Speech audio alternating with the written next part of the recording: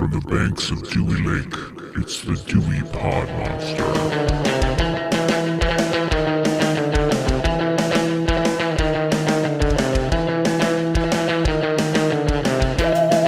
Welcome back. My name is Sean, and this is the Dewey Pod Monster podcast. This is a weekly podcast, and it is about mostly consumption. We are proud members of the You Run Podcast Network. You can find all of our old episodes, all of our new episodes, and all of the other great shows on the You Run Podcast Network at yourunpodcast.com. With me this week is the host of the Dewey Pod Monster podcast, and his name is Sean. Sean, how are you this evening? John, get your ugly white ass out of here and don't come back. I love that the white guy said that to another white guy. What are you talking about? I suppose. Well, we'll get to that later. Before we get into Steven Seagal and all his shenanigans, what have you been watching, Sean? Well, I'm going to give you the sandwich again, the documentary sandwich, because I like to watch documentaries. That's like my thing. That's my shtick. But I'm also going to go in descending order. So I'm going to go with the newest thing first and the oldest thing last, just to throw you off a little bit. And it just happened to work out that way. So the first thing that I've been watching that I watched was a 2025 documentary called Sally. And it chronicles the life of Sally Ride. And if you don't know, Sally Ride was the first female astronaut. It was actually a pretty entertaining documentary. I kind of watched it on a whim, and they use a lot of archival footage and current day interviews kind of mixed in one of those docs. And because she was a public figure, because she was the first female astronaut, and there was a big testing sequence or a big testing phase of who they were going to select as their female astronaut, there's a lot of footage of her kind of training, her and just her life in general. So it explores some of the things that weren't really widely known other than her training. And I didn't know this. I didn't know, I mean, not that it matters, but I didn't know that she was gay. And they didn't really, like, it wasn't a public thing. And she was married to a man for quite a long time, another astronaut, actually. But the whole documentary is actually narrated by her partner, Tam O'Shaughnessy. And so, yeah, I'm not familiar with this person. Can I ask, which one? When did she be? Sally, whoever? Sally Ride? You don't know Sally Ride? Come on, John, you got to watch No. this documentary. It'll be linked in the show notes so you can watch it if you'd like. And I might, but I'm asking this because you brought up the lesbian thing, and not a bad thing or whatever, but what year did she become an astronaut? I'm wondering if that's maybe why you didn't hear about it. Oh, it was like early 80s. Yeah, for sure.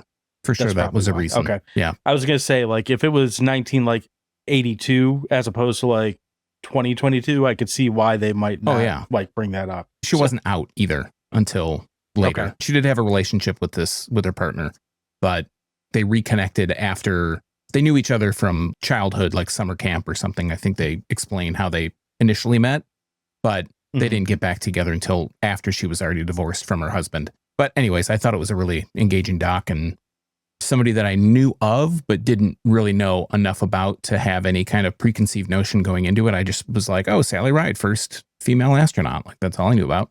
So next up, I watched a movie called Caveat. It's a 2020 Shudder original, and it is from the writer-director of Oddity, who's Damon McCarthy.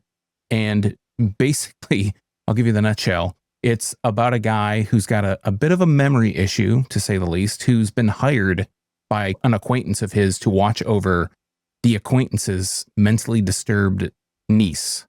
Her mom has disappeared and her father had committed suicide recently. And when he gets there, the guy doesn't tell him all the stipulations, right? The caveat of why he's there or what he's doing. But the house is on an island and the guy's like, you never told me this was on an island. I didn't know this. He's like, well, why does that matter? He's like, because I can't swim. Like, I don't know how to swim. And when they get there, the main guy is Isaac, and they lock him into this. It's like a leather harness, essentially, with a big chain. They describe it as she has schizophrenia or something, and she doesn't like people physically close to her. So this chain is only a length that lets him roam around the house freely, but he can't get into her room. So I don't want to give too much away. It's 2020, but it was interesting. There's this whole thing. This is a documentary? You said? No. It's a Shudder original, not a documentary. No. Well, you said documentary sandwich to start. Yeah, well, the first movie, that's because it's two pieces of documentary bread and the meat in the middle. So anyways, over time, you kind of learn how this guy is connected, what happened to the mom and the dad.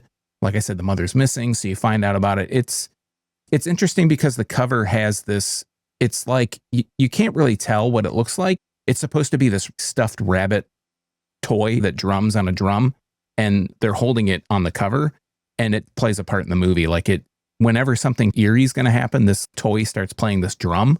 And I looked at it and I'm like, what the fuck? I had read online, this is a movie that has come out in the last decade that's a good horror movie or whatever. And I was like, what is this, like a claymation? It just had one of those looks like it was going to be animated or claymation or something. I really liked it, actually. I think it gets like a 6.1 on IMDb, but I wasn't scared by any of it, but I thought it was a good, like, tense kind of story. Like a thriller horror type movie. There's not a whole lot of gore. There is a little bit, but I'd recommend. I'd say it probably gets half a hot dog. I actually been more impressed with the majority of the Shudder films that I've seen that are their like original things. I mean, just off the top of my head, Deadstream, I liked a lot.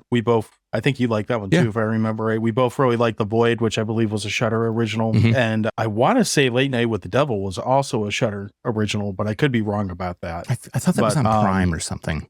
I think that's where it went after that, but I think it originated, but regardless I know I can't speak to all of them, but I feel like more often than not, the Shudder originals are at least worth giving a try.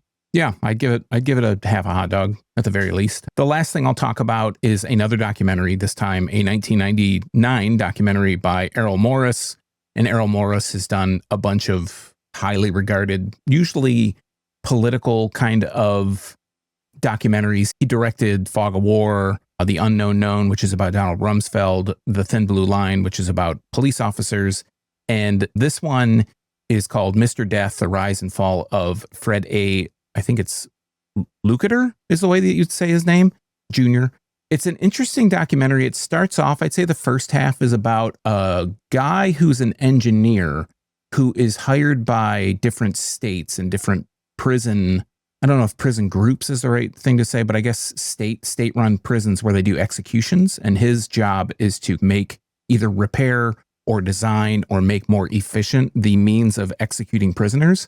So he did a lot of work on electric chairs, on lethal injection, saying like this, they're not working correctly. He would repair these things based on his notoriety as this kind of, Dr. Death, Mr. Death. He's not a doctor, Mr. Death kind of guy.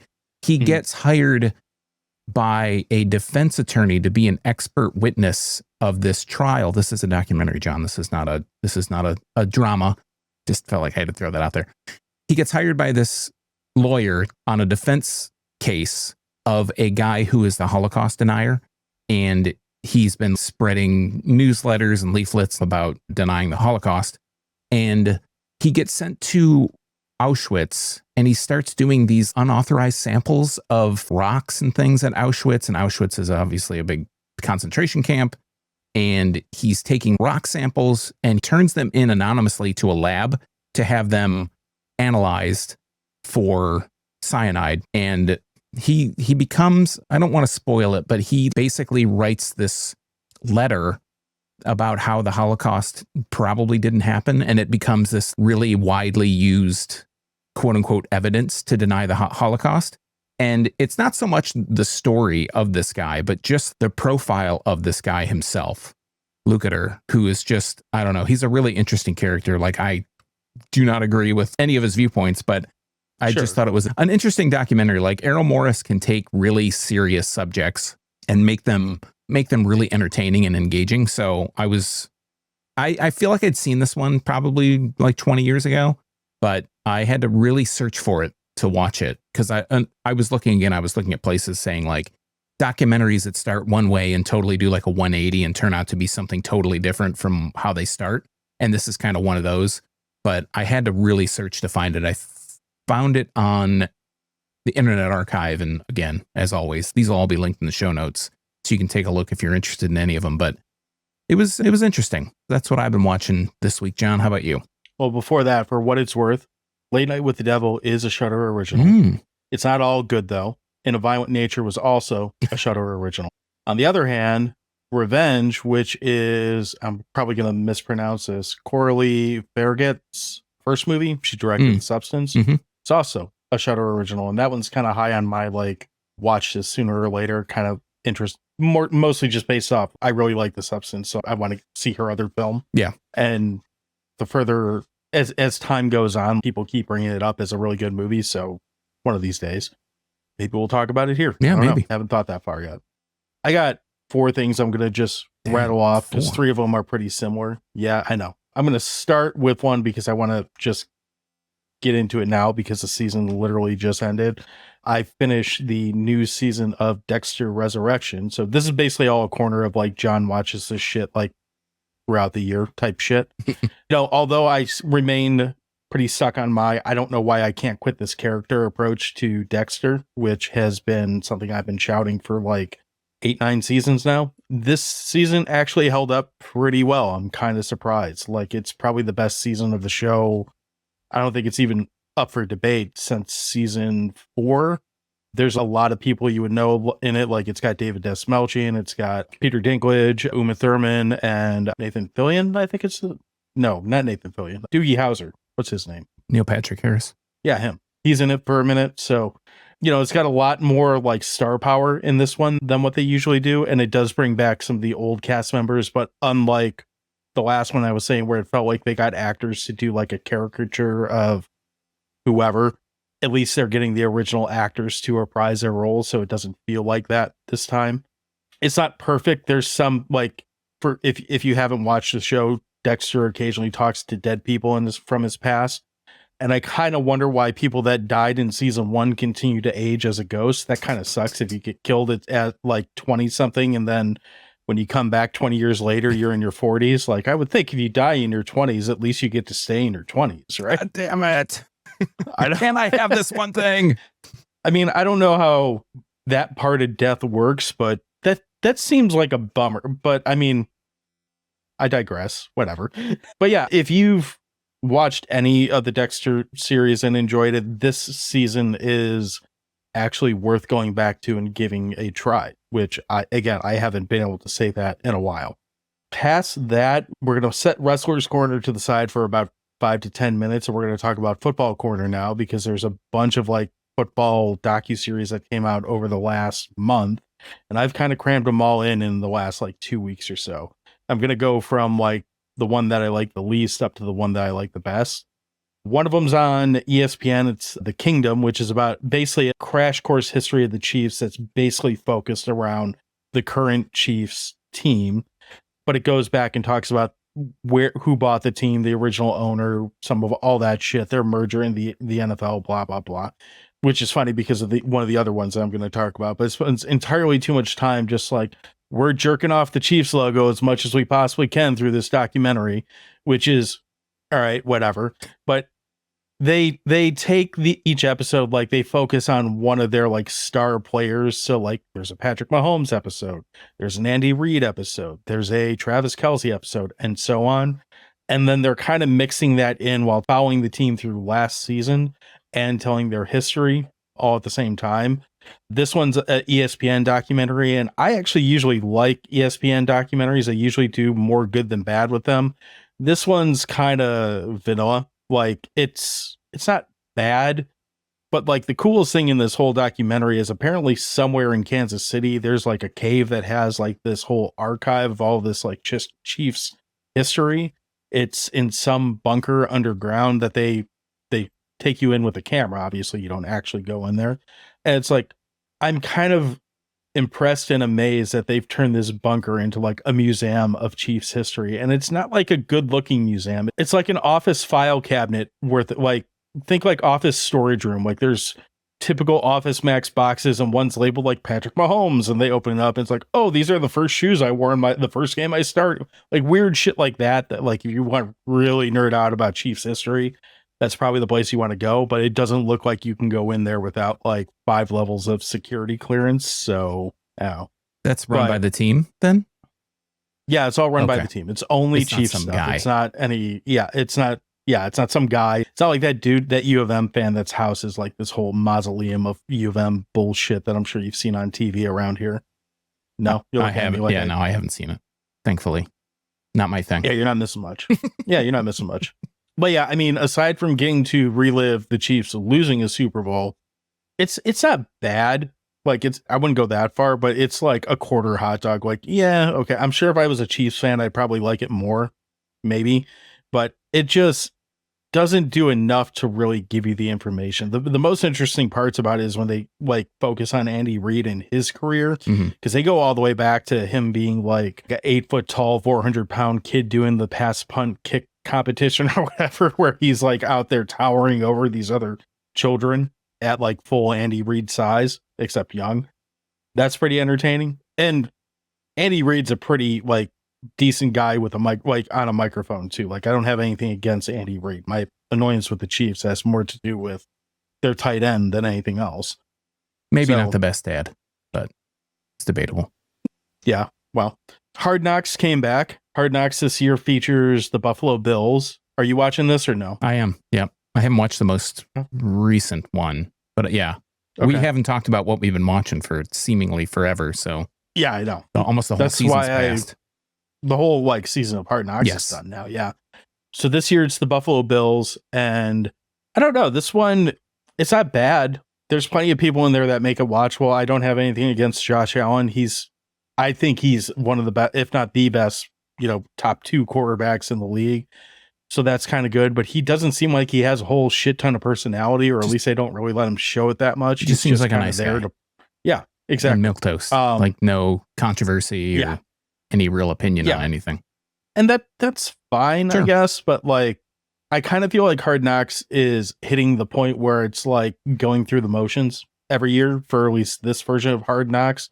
I don't think we'll ever see it again, but I'd really like to see another episode of that off-season one where they just focus on like the end of the season up till the draft. I thought that was more interesting just because we hadn't seen it. Yeah. And honestly, I kind of find the like in season one where they go like with actual games that matter to be more interesting too at this point. Yeah. The off season one is good, but it just feels like they're going through the motions. So if you like Hard Knocks, watch Hard Knocks. But I think there's been far more entertaining seasons than this one. Yeah, I was thinking about this myself, actually, within the last day or two, and it does very much feel like the bloom has fallen off the rose or something on these Hard Knocks things, because like you said, they do just feel like they're going through the motions. They just changed the team, and all the teams are so similar the way that their process is. There's not really a lot that you can do to kind of spruce it up. It really feels like it depends on if you have a character on the team that kind of, like when Detroit did it, Dan Campbell demands the camera's attention. Yeah. He's someone who's memorable and says a lot of crazy shit, and you can like focus on him, and he's entertaining because of that. Rex Ryan was another one, and he's been on it. I think he's been on it 3 times, because I know he was on it with the Ravens and with the Jets. I think they did the Jets twice when he was there. But regardless, if you don't have that person who's some kind of character that you can kind of latch on to that kind of commands the camera, that's when it starts to feel like it's going through the motions. And that's kind of what this one is. Like, there's nothing bad on it. It's just, yep, there it is. I watched it. It came out clockwork. It'll be out around preseason. And now it's exactly gone. Then the one that I actually surprisingly liked a lot more than I thought I was going to is the Netflix series that's focused on the Dallas Cowboys. It's called America's Team. And it doesn't really go over the entire Cowboys history. There's like 5 minutes of everything in the pre-Jerry Jones era, like in the first episode. And then it basically focuses on when Jerry Jones bought the team up to roughly when their dynasty fell apart at the end of the 90s. Maybe a little bit more than that. Like the last episode is basically like, here's the next 30 years of what we've not been doing. I'm not a Dallas Cowboys fan by any stretch. Like I fucking hate them. Never liked them. However, when the Dallas Cowboys were winning Super Bowls in the 90s is also when I was kind of really getting into football. So I kind of have a little bit of nostalgia for this era of the NFL, because it's like the first era that I really kind of sunk my teeth into and got into watching. So I enjoyed going back to it for that. But more so, what I found to be really interesting about this, it's a sports documentary about a football team, but it almost plays like a true crime documentary, the way they present the information, the way they like tone it, and the musical cues that they put in there. And there's points where it does have moments of like true crime isms, I guess. And if you know anything about the Dallas Cowboys from the 90s, you can figure that out. But I think that's kind of the most interesting part. Like Jerry Jones is on this a lot. He's very open about it. He surprisingly kind of owns up to some of his mistakes, which I didn't think a guy like Jerry Jones would have the ability to do that. Like, he seems one of those, like, full of himself, total nepotism guys that is never going to like, oh no, I never made a mistake in my life. What the fuck are you talking about? We need we don't need Micah Parsons. Well, that's not in the documentary, but I don't know. It just, even though I kind of hated every person that's really in this documentary, if I found it really intriguing, and it was one of those, like, the second I kind of got into it, like, you take 15, 20 minutes to kind of really get into, know if you're into whatever it is you're watching. Once I got into it, like 15, 20 minutes, I didn't really want to put it down. I got through like the first episodes in one day, and then over the course of 2 or 3 days, finished the rest of it. And there's really no like earth shattering information in there. There's nothing new or anything like that, but I found it to be a really well done, well told documentary, and would, of all 3 of them, recommend that one above the rest for sure.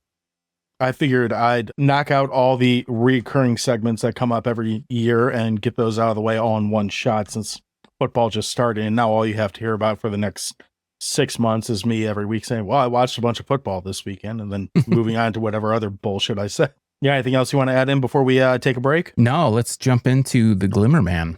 Let's do it. So we're going to take a quick break, and we're going to come back, and we're going to talk a little bit about that Steven Seagal guy. Hey, brother. Make sure you wear your beads. Drink some deer penis tea. I'm going to put on my deer penis beads and come back in just a minute.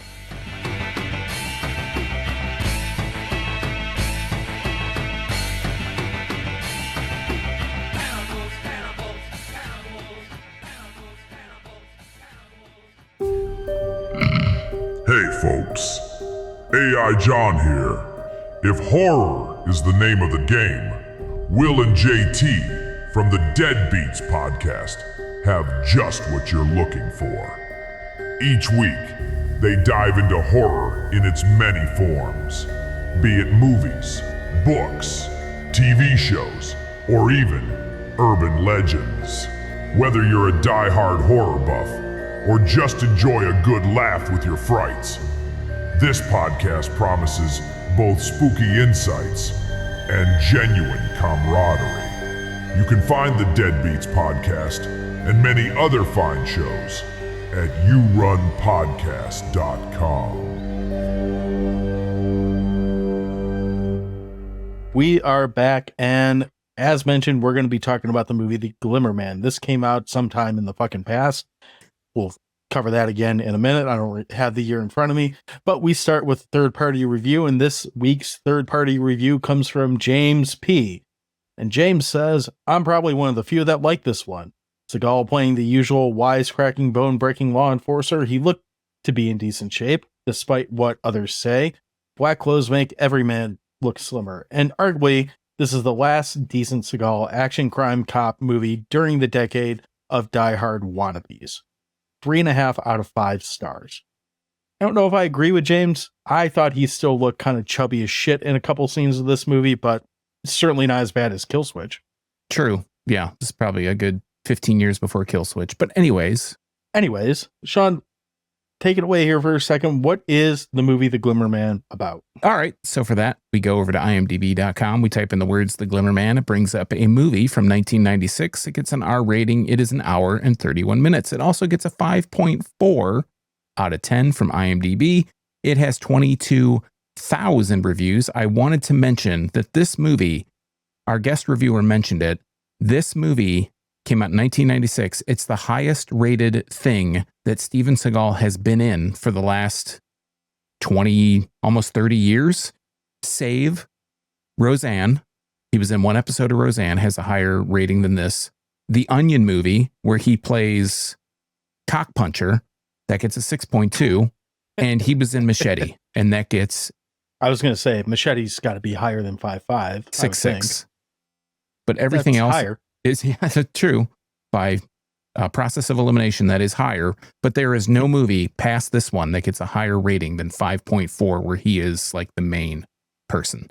So we go to the storyline and the plot. We're never sure which one is which, but they wouldn't put it on top if it wasn't supposed to be read first. It says, 2 cops are forced to work together to solve a chain of mysterious killings by a killer nicknamed the Family Man. And if we scroll on down to the other thing, I guess that's the storyline that makes the other one the plot. It says, this is care of Todd Baldridge. I believe Todd has written in before.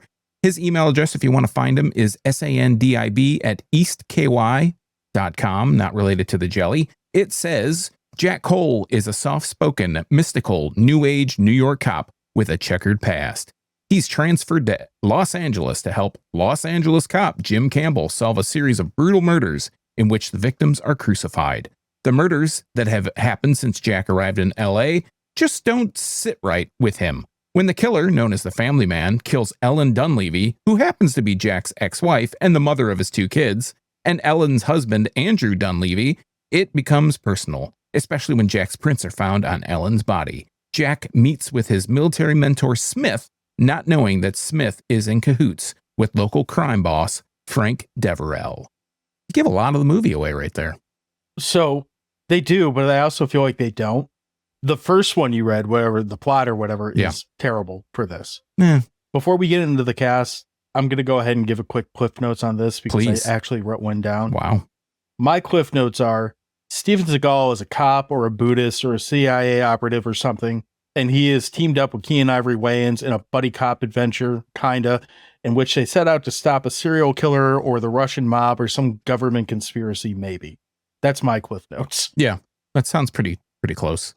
With that in mind, who is on this journey of Russian mob, serial killing, government, whatever, with Steven Seagal? Well, on the case... We've already said Keenan Ivory Wayans, too. Well, spoiler, geez. So on the case here is Steven Seagal as Jack Cole. You may know him from Kill Switch, Out for Justice, China Salesman, Sniper Special Ops, or The Onion Movie as Cockpuncher. We also have Keenan Ivory Wayans as Jim Campbell. You may know him from In Living Color, I'm Gonna Get You Sucker, A Low Down Dirty Shame, and he was the writer on White Chicks and Little Man, so he's got some great comedic chops there, depending on your level of depravity. We have Bob Gunton, who plays Frank Deverell. You may recognize him as the Warden from Shawshank Redemption. He's been in several episodes of 24, and he was in Ghostbusters Afterlife. He was, I forgot what his character, but he basically was like the Egon Spengler stand-in, which is weird when I saw the pictures because I haven't seen that movie. And then we have Brian Cox, who is Mr. Smith. He's most known for probably Succession, Super Troopers 1 and 2. He's the voice on the McDonald's commercials, and he's been in about 240 other movies or TV shows. We've also got Michelle Johnson, who plays Jessica Cole. We just talked about her recently in Waxwork. We've also gotten really small parts. We've got Nikki Cox. We've got Peter Jason, who is in They Live, and of course, Stephen Tobolowsky. So many people in this movie. This really is one of those like those 90s action movies where you're like, oh, there's that guy. Oh, there's that guy. It's like a lot of the standard guys that you would expect to recognize in a movie like this. They all do their cameo cop role for 5 minutes. So there's also, I didn't even mention that we got Richard Gant, who's been in like a ton of stuff. He's like a big character actor. He was in Norbit. He was in Jason Goes to Hell, Final Friday. He's been in Big Lebowski. Bubba Hotep, I think he plays Elvis's friend, which I can't remember his name in the movie now. It's like Clarence or something, but that's probably true romance more so than Bubba Hotep, but he's been in a ton of stuff too. He's a big character actor. So Sean, I'll let you start with this one. I feel like I start well, I don't know who starts what. Somebody starts something. I don't remember exactly whose fault this movie is. I feel like it was kind of a mutual fault. I'm not sure. Decisions made all around. I feel like whenever we land on Steven Seagal, it's just bad decisions. But let's start with positives on it before we skew into whatever else happens. So are there things in the Glimmer Man that you actually enjoyed or liked? Yeah, I mean, I'll give a few. I don't know if you want me to let me know if you want me to take a break so you can interject, I'm sure, your laundry list of likes about this movie. But for me, we can ping pong a little bit. I'm sure that some of them are kind of right there, back and forth. Yeah. So. I mean, I love Steven Seagal's fashion choices. I love that it looks like he stole the fabric from Grandma's couch to make up a couple of these jackets. I also want to say that I was going to say this is like the first movie where Steven Seagal appropriates another culture with like beads, feathers, leather jackets, like dream catchers. I don't know. Chinese deer penis, like all these things. But I think Deadly Ground was the first movie where he really started doing that. Like, I don't feel like in the early Seagal movies when he was just breaking necks and twisting off heads and stuff, he was doing that so much. I don't know, man. I'm just a Louisiana cop. I love myself some deer penis and some tea, man. I don't know, some beads and whatnot. Yeah, brother. I think one of us goes more Hawaiian when we do our Seagal accents, but well, I think one of us is still pulling from Kill Switch and the other one's just mumbling. So. Hey, baby. I'm a little bit Dusty Rhodes, a little Hawaiian guy. But anyways, he puts on his best affectations, especially when he's in an urban environment with anybody around him that's not white.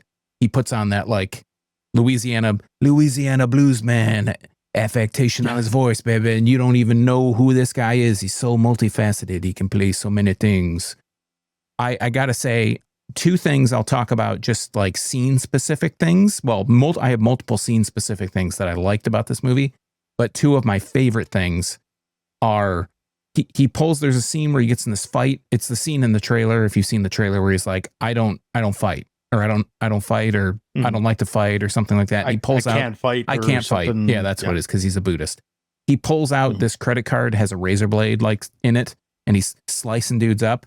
And that's a nice touch. And I also like the scene in the car where the two Russian mobsters have him hostage and he takes the gun away from them. They're in the front seat. He just hammers on the guy's head with the butt of the gun, just smashes him every which way but Sunday on all over his tap dancing all over his head. I thought that was a nice touch. So right off the jump, two things I don't know if enjoy is the right word, but I found humorous in this. What the fuck kind of school shooter / suicide talk off a ledge hostage negotiation bullshit is going on in this opening scene? So, I mean, spoilers for this 30-year-old movie, I guess, but this scene pretty early in the movie, like one of the first things that happens in this movie is Keenan Ivory Wayans and Seagal go to this Catholic school because they hear about a kid with a gun. Active shooter kind of thing. Yeah, an active shooter kind of thing, which always kind of throws me off with a 90s movie. I feel like that's something you would see in movies now, and you really don't, and you see it apparently more then. But the short version of this is Steven Seagal kicks open the fucking door where this kid has a whole classroom full of hostages. He's got a gun on him like instantly, and he's like, hey, brother, you don't want to do this, man. I'll put my gun down and still shoot you in the dick or something, man, or whatever. And the kid's doing the typical F you, waving the gun around nonsense. And I don't remember exactly how it happens, but he like full on Goldberg, like barrel rushes this kid out a fucking window, over an alley, through another window into another building. And the kid's like, at some point wrestles the gun away from him, I guess, and the kid's just like, oh, thanks. Like, I promise I won't do it again, baby. Right. Like, what the fuck kind of like sequence is this? And I like how that before that, and this is a reoccurring theme through the movie, you know, they get the call on the radio, there's this active shooter situation or whatever, and Keenan Ivory Wayans is the one who I'm 100% sure is a cop in this movie. Like, this whole I've watched this whole movie. I still don't really know if Steven Seagal is supposed to be a cop or fucking what. Like, they kind of imply he is, but then by the end of the movie, they kind of imply he's not. Yeah. I don't know if that matters. But the one who is a cop sure spends a lot of time doesn't seem too interested in stopping crimes that are occurring around him at any point in this movie. Like, there's this active shooter situation, and Seagal's like, oh, we're right there, brother, let's go. And he's like, what? Fuck that. We can't stop every crime. Fuck this, or whatever. So, but he goes along with it. And this happens at least 4 times throughout the movie where Seagal just decides to go Batman up some people. Yeah. And Keenan Ivory Wayans is along for the ride and pissed off about it the whole time. So I think it's funny that he is actively avoiding trying to do his fucking job.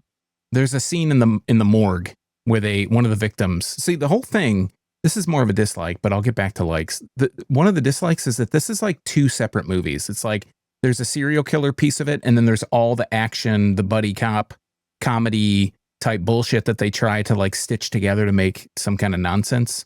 And there's a scene where Seagal and Wayans are in a morgue, I was going to say mortuary. They're in a morgue, and Keenan says nice tits about a corpse, and then Seagal takes a scalpel and flawlessly removes a breast implant, no blood, nothing. They just let some guy... Check the serial number, boy. Yeah, check the serial number on this breast implant, baby.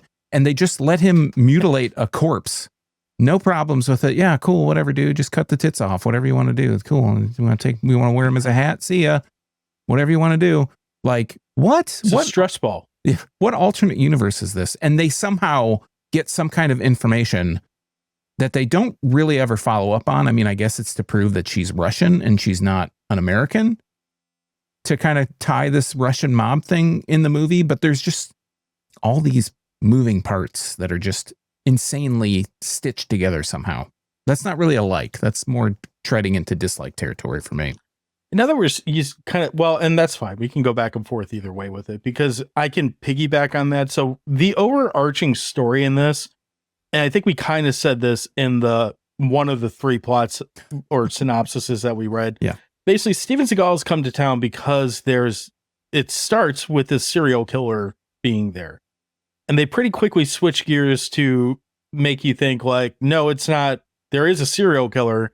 But these murders that we're seeing now are a copycat killer. And it quickly spirals to being the Russian mob, and then it goes from there. So Steven Seagal was initially brought in to investigate these serial killings, and then it just, in true like Steven Seagal wrote this fashion, escalates to like ridiculous proportions because just having a serial killer on the loose isn't enough. We have to also have it be Russian mob who is... Again, I'm not 100% sure if this does or doesn't happen, but they kind of imply like the Russian mob is like commissioning these serial killings and then also commissioning this copycat killer to make it look like the serial killing. And I say that because in the scene where we see the serial killer, he like denies the last, I think, 3 killings and says something along the lines of like, they didn't pay me to do those or something like. I'm very paraphrasing, but he kind of implies that he knows about the mob and is almost like being pushed or funded by them, maybe. I don't know. Yeah, back. So I agree with you. Like this movie, it feels like it's trying to be Lethal Weapon, except not good. Well, there's that too. That and Steven Seagal said, all right, go get me a black guy to be my Murtaugh, but I'm going to play Riggs and Murtaugh at the same time. And also there needs to be all this other shit going on. Like he just like shoves his dick into everything in this movie as much as possible and leaves no room for anyone else to do anything. Nobody else gets to shove their dick in. That's bullshit. It's a total like he invited him to his circle jerk and then told him to keep it holstered. I get to eat the bread. God damn it. That's right. So yeah, I agree with you that the plot is pretty convoluted, and that's kind of why I'm not. I mean, I understand and know what happened in this movie, but I'm not 100% sure what the plot was. Yeah, that they were going to, because it's just kind of fucking ridiculous in a lot of ways. And that's actually one of the things that works with this movie, because it is so fucking ridiculous that when Steven Seagal goes on his little side quest to kick the shit out of an entire restaurant of Italians, maybe, you know. You just kind of be like, yeah, well, okay, it's a Seagal movie. I guess this is what we're doing for right now. I'm with you 100% in the respect that, well, I'm not saying that other things I'm not with you, but I am totally with you that, you know, sometimes we watch these movies and I'll write down as the stuff's going on, just so I kind of remember key points. That's how I remember things better, is to write them down. And when watching this movie, it's almost impossible to follow the plot. Like if they tell you how things are connected, they must just like mumble them. They turn away from the mic and they talk about it so that you can't hear it or something. I don't know. They're like hiding it from you. And it just doesn't make a lot of sense. Like, I don't know how these characters are connecting dots to all the different people. And I got to say, much like we joke that Jason doesn't like windows, Steven Seagal fucking hates furniture, because he is just smashing people through it. He's clubbing people over the head with it. There's you mentioned the whole like Italian restaurant scene where he's just throwing people every place, and they just insert this scene in there because the people that go to see this movie in 1996, you feel like if you're going to see a Steven Seagal movie and he's not busting up like a restaurant or breaking like every piece of furniture in someone's home or a building or a restaurant or whatever, they're not going to like it. Steven Seagal shit. Yeah, and it becomes like a total crutch in the movie. Yeah. I really noticed it there because he goes in here to meet Mr. Smith, Brian Cox. He goes in there to meet, but the end result is him just like destroying this entire place and kicking everybody's ass. You know, it's kind of like the rule that nobody can beat up Steven Seagal. It's almost like the rule like nobody can beat up Vin Diesel or The Rock in Fast and Furious. But when they go head to head, something has to happen to somebody. But Steven Seagal's like invincible and bulletproof. That's how he is in this movie. He might get kicked here and there, but he just brushes it off and he just beats everybody up. And it just gets, it's weird to say, but it gets old, especially in this movie. Like there's just no consequence. It gets boring. Yes. It's, I mean, there's some things about there. Like one of the things I wrote down, because there's not so many. There's a few scenes where they have these big, like, drawn out fights because it's Seagal. Yeah. The sound design in this movie is really well done. Like, I noticed, I was like, wow, they really like, and I know it's just like, movie magic or whatever, where they're making it sound like, Bull he's in hitting a shop. bat with but it's really well done. Like this movie sounds fantastic. I don't know what's happening on the screen matches that, but like the stunt work's pretty good in it. Like there's no real complaint there. The fight scenes look like Steven Seagal fight scenes, but they're fine. Like there's no real issue there. It's just, I'm not sure that they add a ton to what else is happening in this movie. Yeah. It goes over the top. As silly as it is to say, you don't tune into a Steven Seagal movie for like the drama, but it gets too much. Sure. It becomes too much. So I don't know if we've officially moved on to dislikes, so I'm going to say it. Oh, I think that we're solely in the category of dislikes at this point. We're pretty deep down the field of dislikes. I really hate Keenan Ivory Wayans. Oh my God. I feel like I don't hate him as an actor. Like I'm kind of indifferent to him as an actor, but his character in this movie just fucking sucks. Yeah. He's either cringy and stupid or whiny and bitchy, or in these like knockdown brawl fights that just don't look right for him, like in any way, shape, or form. I didn't know if you get thrown out of like a 4th story window and land on top of a fucking car that you just walk away. Like, I know it was a soft top car. And then you walk away. Yeah, like I'm pretty sure at best case scenario, you're like going to the hospital for a while and having like spinal fusion surgery or some shit like that. Stitches or something. Yeah, he's just, I'm sure a big part of this is probably as much Steven Seagal's fault as anyone else. But if you're going to cast, I don't even know if this is the appropriate term for it, but if you're going to cast a token black guy to play a token black guy in a buddy cop movie across from Steven Seagal, I almost feel like you need a stronger presence to offset Steven Seagal. And I don't know, like off the top, like I think like Chris Tucker in Rush Hour, just because he's loud and abrasive and all that type of stuff, and at least he's going to like be on screen next to him. I don't think that would work. In fact, I guess the 90s, that probably would have worked from like a when they were working type standpoint. But I don't know if it's just miscasting or just Steven Seagal ruining someone else or a little bit of both. Bad writing, but his character sucks in this fucking movie. Do you understand the words that are coming out of my mouth, Steven Seagal? I have like the same notes written. Keenan's part in this movie is totally 100% forgettable. At best, he's forgettable. At worst, he kills your family. He's the family man. There you go. Sorry, spoiler. The way that he plays this part, he just doesn't need to be here, like at all. Yeah. He's there for comedic effect, and I do like Keenan Ivory Wayans, but he's just not funny. Like the shit that he says, they just like, I was looking to see if Seagal helped write this. He's not listed as a writer at all. He doesn't have a writing credit. He has a producing credit. I'm sure he has input. I'm sure yeah, for sure.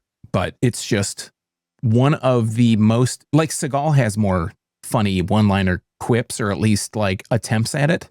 Like what he says is maybe a little bit sillier. It sounds like he's taking his lines at certain points, especially when he gets into the like, you said at the beginning of this episode, the whole, I forget what it was, something about a white guy or whatever we call him, an ugly white guy or a fat white guy or some shit like that. Get your ugly white ass out of here. Yeah, there you go. That feels like that should be a line coming. I mean, again, stereotyping aside, if you're saying take your ugly white ass out of here, should that come from the schlubby white guy doing karate or from the token black guy in the movie? Yeah. What sounds more correct, And maybe it's trying to be funny by juxtaposing or like playing against the stereotype, but I guess it's just not that funny of a line either. Like it wouldn't be funny from either of these guys coming out, and it's Seagal that says it. So, well, and I think there's actors that could pull it off. And again, like I said, Chris Tucker's, and I think it's because of Rush Hour, because that's, again, a similar vibe to what a lot of this goes for.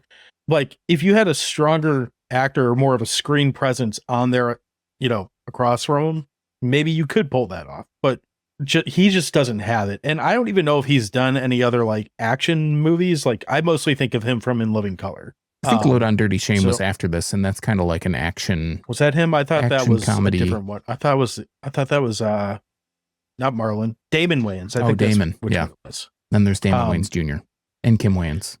So this has been Wayans Corner for the Wayans Corner moment of the show. Brought to you by Suprin. Little, yellow, different. This is the third week in a row. Yeah, he's not good in this movie. He adds nothing to it. And like, honestly, the end of the movie when he's like bitching away in the back of the ambulance, I don't think he's acting. I think he just wants to get the fuck away from Steven Seagal. Wouldn't you? I mean, yeah, probably. So can't even fight.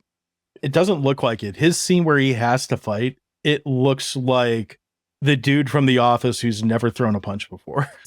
Stephen Carell? I meant any generic Office. Oh, But we'll go with gotcha. Stephen Carell. I thought you meant The Office. Sorry. So we've already mentioned that it's a convoluted plot. We've already mentioned that Keenan Ivory Wayans kind of sucks. Make this a Russian mob movie or make this a serial killer movie. I don't feel like you need both in here. One thing I'll give this movie credit for, the way the third act in this plays out, I think they kind of know or knew that they were wearing out their welcome because once they get to that Mexican standoff at the end of the movie, which I don't even know if that's culturally appropriate to say anymore, but that's what happens. Once they get to that scene, the last like 10 minutes of this movie like flies by. And I really kind of was watching. I'm like, I think they know that I've had about enough of this shit. Wrap it up. Come on, guys. Got to wrap this shit up. We got 2 more days to film this. Let's get this done. I mean, did you get that too out of the end of this movie? Yeah, it kind of wraps up very quickly. And an hour and 31 minutes is like, yeah, it's an hour and 31 minutes. It's going to fly by. But it's really those last few minutes that really fly by and the rest kind of drag. I thought that was my kind of takeaway from the length of this movie.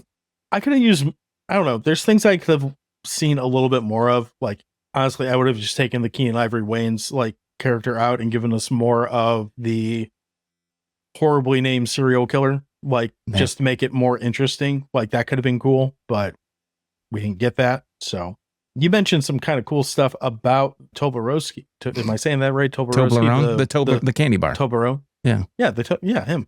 Tobolowski. We both stumbled on a pretty fun interview with him. You mentioned you wanted to bring it up. Where were you going to go with that? Well, I'll just play this little piece of audio here. This is care of The Cut, which is a YouTube channel, and I'll link this in the show notes, but here we go. Steven is a big man.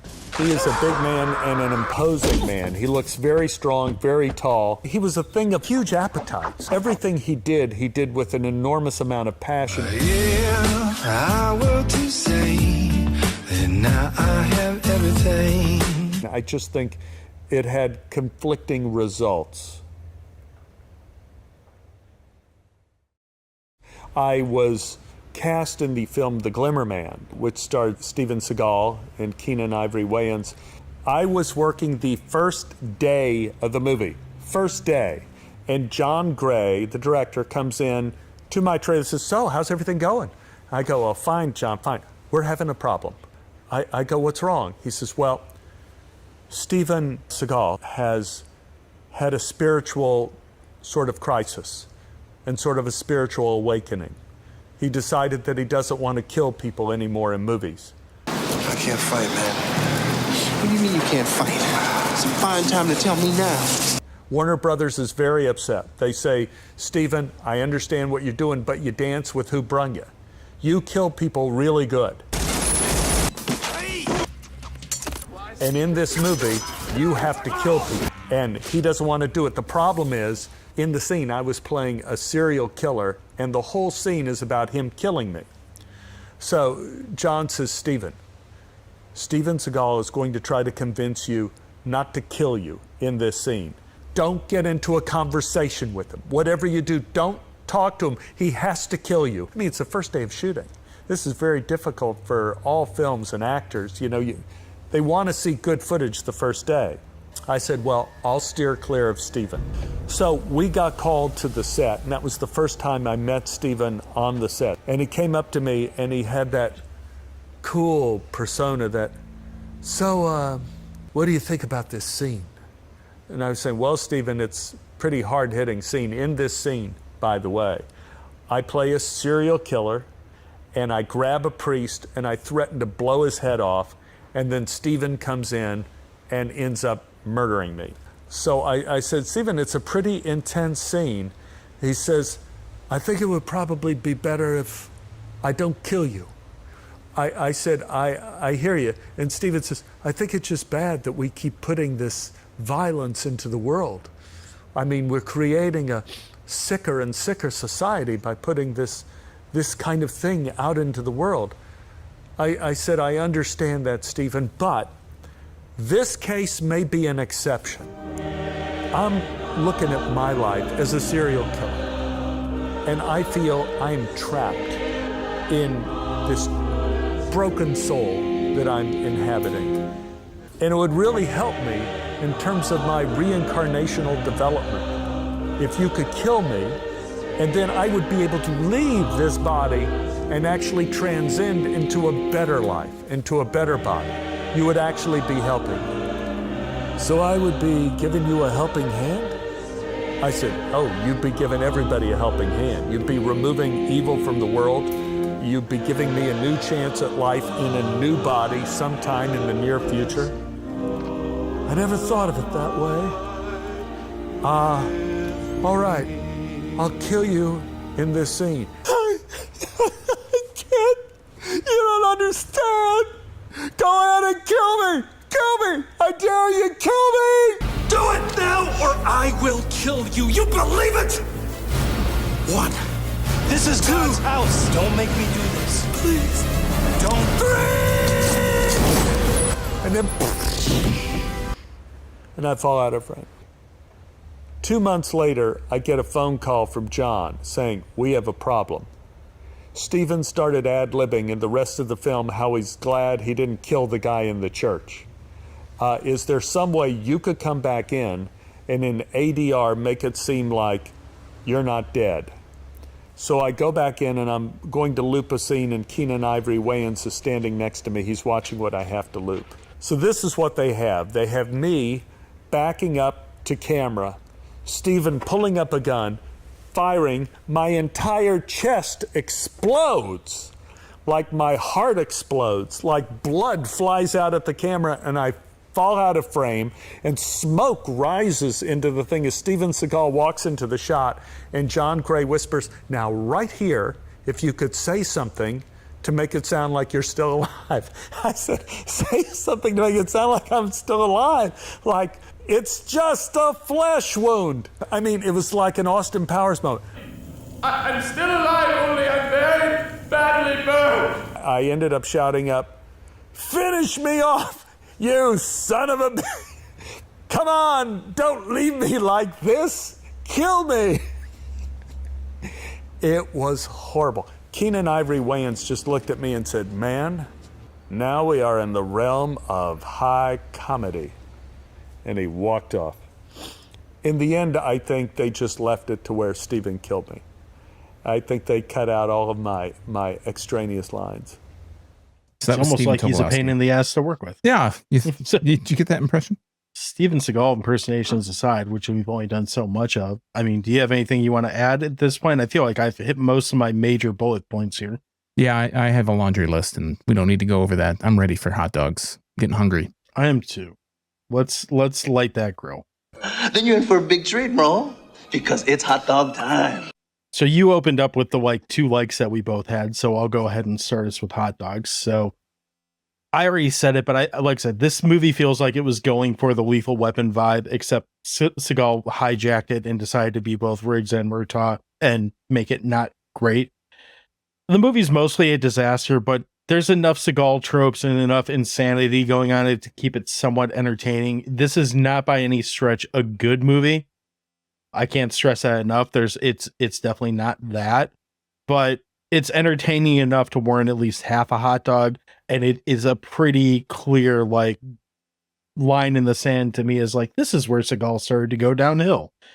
It seems like much more at home with movies like Kill Switch as opposed to Out for Justice, but it's about half a hot dog. It's maybe worth a watch, probably better with alcohol, which I wasn't doing at the time.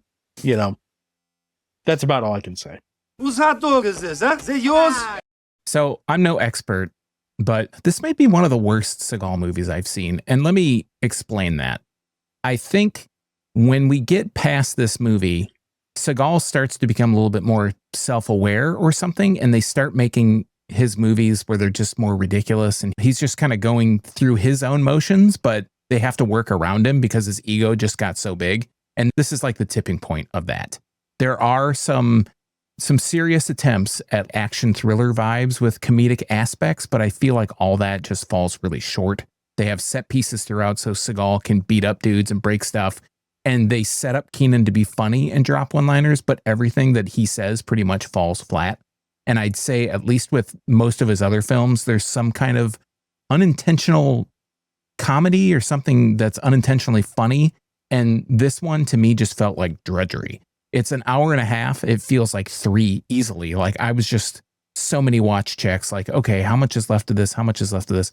I'm somewhat impressed that Seagal is at least in good enough shape that he's not just sitting in a chair and having stunt doubles do all the fight scenes. So that's kind of impressive. So I'll give him that. But I think I got to give Glimmer Man. I would say Glimmer Man is, for a Seagal completionist, it's probably half a hot dog. Wouldn't even rank it that high, but that's kind of rounding up for me. Like 0 hot dogs. I don't ever need to see this again. And I wouldn't really suggest anybody else see it either. When like all the marketing stuff came out, when this was 96 or whenever this came out, I remember thinking like, oh, you know, they're doing like a buddy cop thing.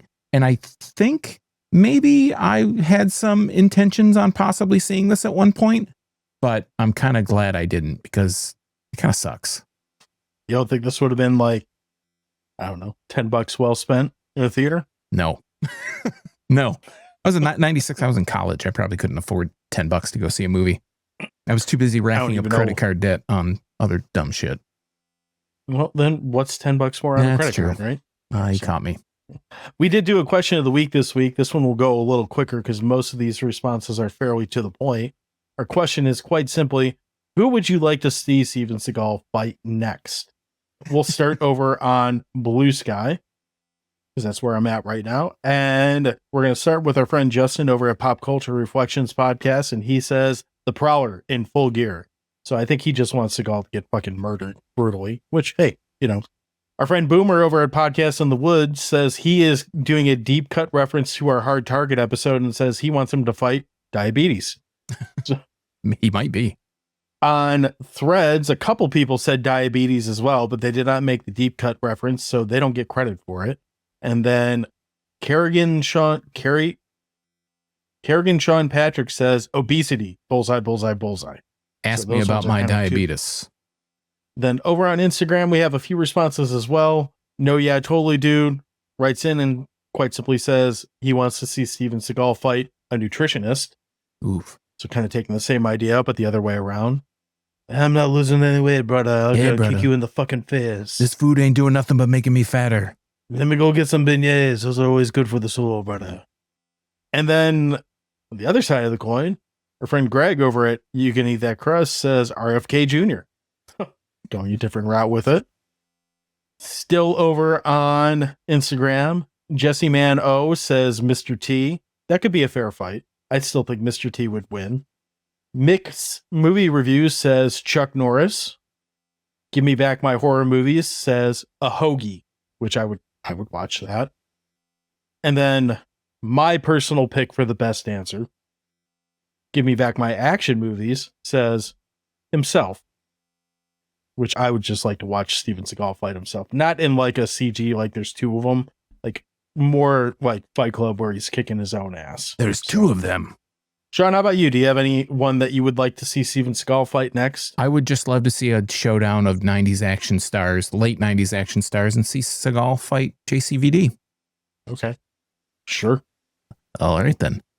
I want to see Seagal fight the RoboCop statue. It's got to be put up first. I'm not entirely sure it exists. I'm not either, but if it exists, I just want to watch him schlub around it and like slap it and preferably break his hand in the process. So he'd roll up to it in his chair. He's in a wheelchair now? He's in like an Amigo? No, like that chair, the trailer for the chair, that movie. You just roll up to it in a wooden office chair. Oh, jeez. And he'd have his stunt doubles fight it for him. Perfect. Anyway, I think that's all we got for this week. We babbled on about Steven Seagal enough for at least a month, maybe 2. We'll see. I'm sure we'll go back to the Steven Seagal toilet at some point. Until we do, if you want to hear our other episodes about Steven Seagal, they'll probably be linked in the show notes. If you want to hear our old episodes or anything else, you can go to crap.town. That's our site. All of our episodes are on there. You can go to any podcast platform. We have our whole library on those as well. While you're on one of those podcast platforms, if you can leave us a review, whether it's good, bad, or indifferent, we would appreciate that. And of course, you could always go to yourunpodcast.com. We are network members there. We ask that while you're there, if you're checking us out, check out someone else while you're there as well. Everyone on the network is great and wants you to listen to them. As for social medias, we're on a whole bunch of stuff. We're at Dewey Pod Monster in most places. The only exception being Blue Sky, where we are at crap.town. And Sean, what am I forgetting? Well, I was just going to add, if you want your answer to the question of the week read on this here show, you got to answer the question of the week, and John posts those on the social media he cares about. He just talked about it. You can find him at crap.town on Blue Sky and at Dewey Pod Monster on most other social medias. Also, if you like anything that we talked about at the beginning of the show or any time at the show, it'll probably be linked in the show notes. And most of that stuff we try to make free. Like, honestly, what other shows do you listen to that will provide you mostly free entertainment, like hours of it, just by listening and having suggestions and things talk to you about? So anyways, most of those things are free. If it's not free, it'll usually have an Amazon little thing in parentheses after it. That just signifies that that's an affiliate link. If you click those links, if you go through Amazon, you buy something through Amazon, it doesn't even have to be the movie that you're going to watch. If you bought a book from one of those links, you go and search for the book that you want and you buy it. We'll get a small cut of that. That helps the show. The other way to help the show is to leave reviews on the podcast platform of your choice. Other than that, if you want to follow me on social media, I am exclusively on Blue Sky. I am at internalbleeding.crap.town on Blue Sky. I leave silly little clips of silly little movies that I sillily enjoy. John. Silly? Sillily. I don't know if that's a word, but I'm here for it. Cool. So. But that's all we got for this week. So we're going to sillily swill up, say cheers, butthorns, and have yourself a great rest of your week. Bird season's over, butthorn. Blah, blah, blah.